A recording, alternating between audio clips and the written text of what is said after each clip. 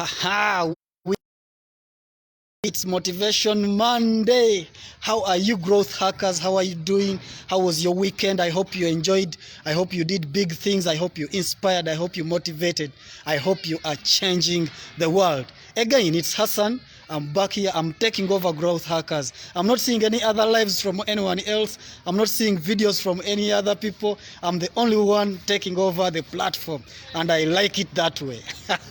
So today I want to talk about this issue of capital. You know, I've talked to a number of entrepreneurs this past week, and would-be entrepreneurs, and one of the biggest excuses that people are giving me is the lack of capital. And for me, as someone who has been investing and trying out different business ideas, trying out different ventures, I have come to realize that the lack of capital is a bullshit excuse for someone who just wants to procrastinate.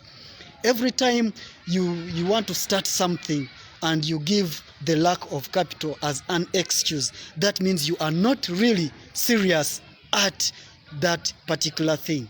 That means that you're waiting for conditions to be favorable. You're waiting for things to work out before you can start your venture.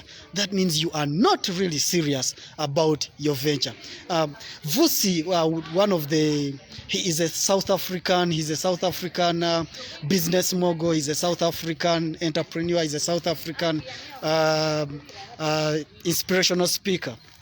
Vusi said, if someone tells him that they need capital to start a business, then that person does not deserve to be an entrepreneur.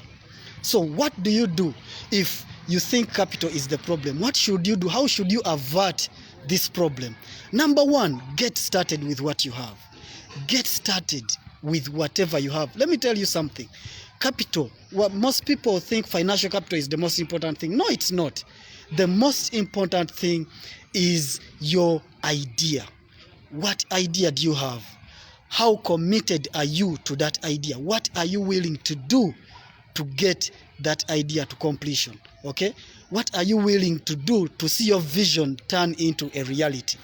If you are not willing to sacrifice, if you're not willing to commit, if you're not willing to spend some sleepless nights, then you do not deserve to be an entrepreneur.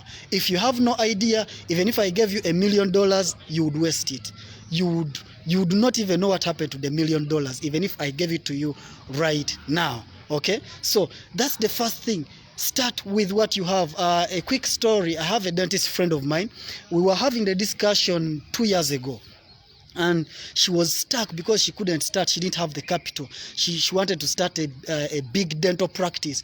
And I told her, my dear, you should have the vision, yes. You should have the goal, yes. You should see where you want to be in 5 years. But how do you start? Okay? And the most crucial question was,